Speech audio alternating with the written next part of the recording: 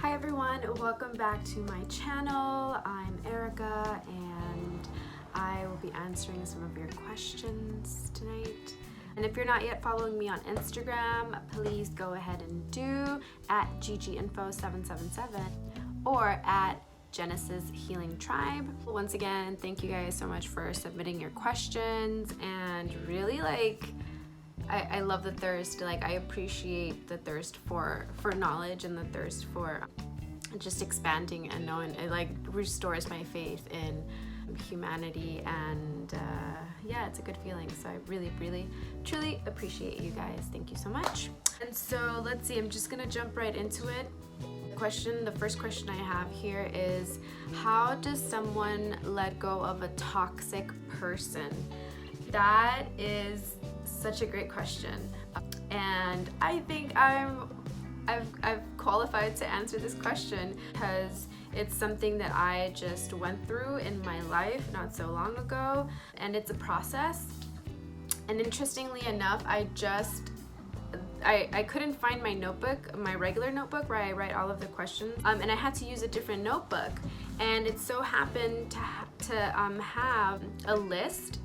It's a prayer listing the people that I consciously to cut all cords with and connections with toxic people that were in my life.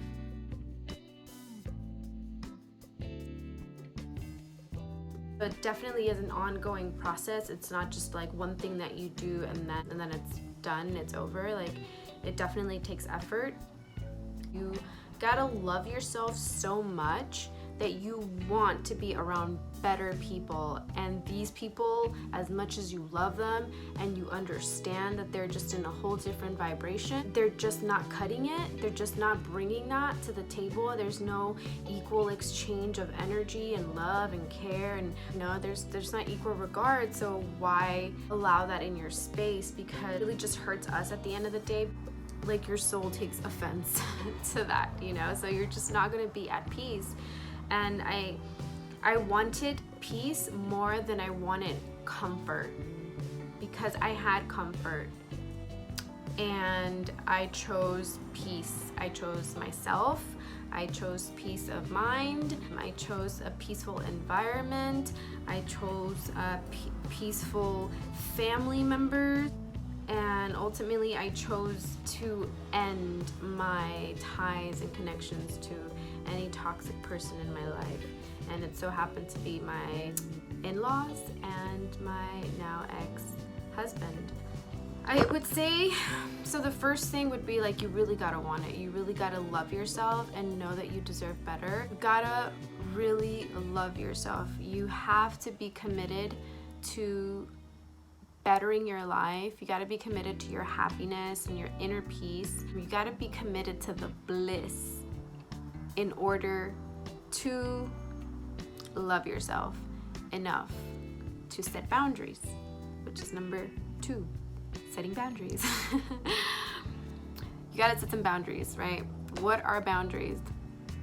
Boundaries are cutting points. It's our sense of dignity and self-respect.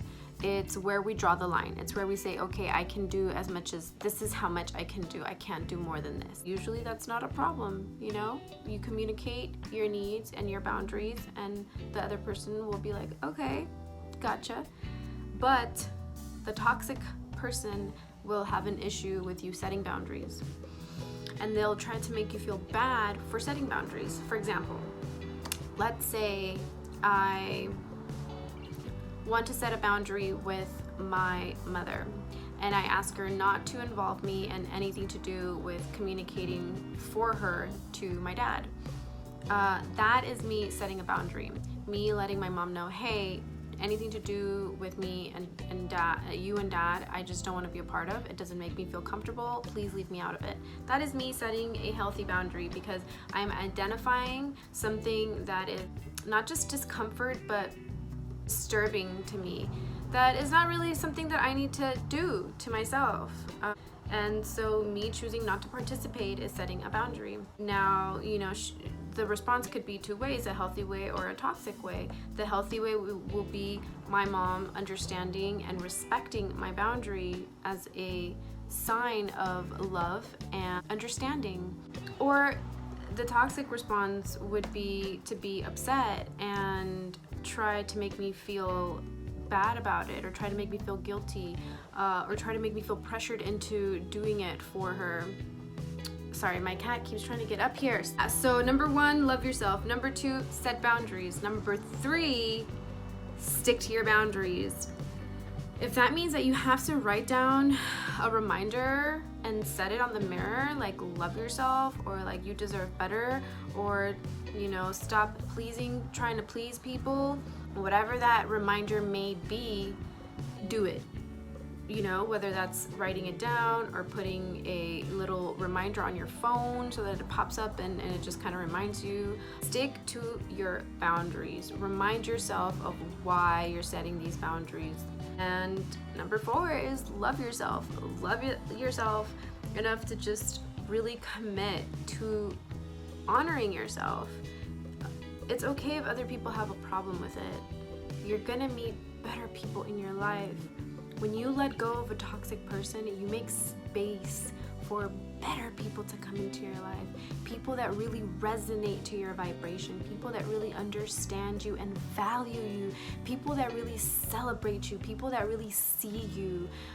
People that honor you. People that see their own reflection in you. Genuine connections, genuine love, and genuine exchange of energy, and all of that is really beneficial for everyone, for the collective, for the universe, for the whole cosmos. That frequency and being able to match it with others, and it's regenerative, it creates more and more.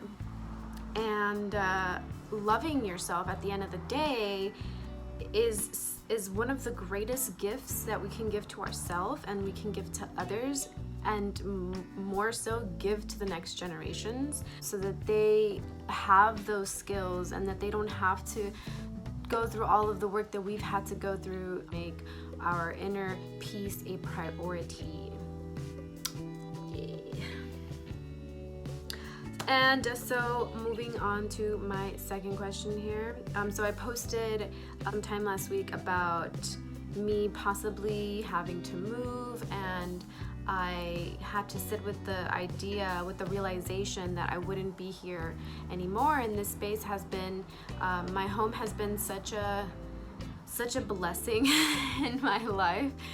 I remember not wanting to live here for specific reasons. And this place just became a magical domain.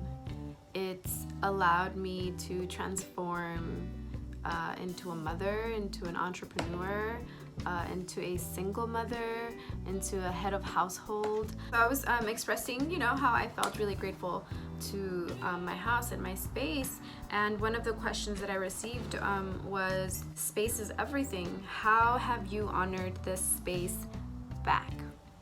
Fixing it, sealing the cracks, painting it, making it look and feel better. I've been able to honor it in various ways, and I've been able to, I feel like the portal has been activated, which was, I think, the most important thing to do, and it's the reason why the house pulled me here and why it brought me here and everything that it's done. And I'm also aware of the environment that comes with this space, because it's not just the walls, it's like the actual grounds. It's the fig tree in the back, it's the banana tree, it's the lemon tree, it's the birds that come and hang here. It's the birds that drink the water. It's a whole community, it's a whole ecosystem, and I feel them and I hear them and I appreciate them and I give back to them as much as I can as well. Kind of how I give back to the space is by just literally taking care of it and helping it feel fresh and good. So those were the questions that I received. Thank you guys so much again for submitting and for following and for giving this video a thumbs up. You're awesome. I appreciate you. Don't forget to subscribe.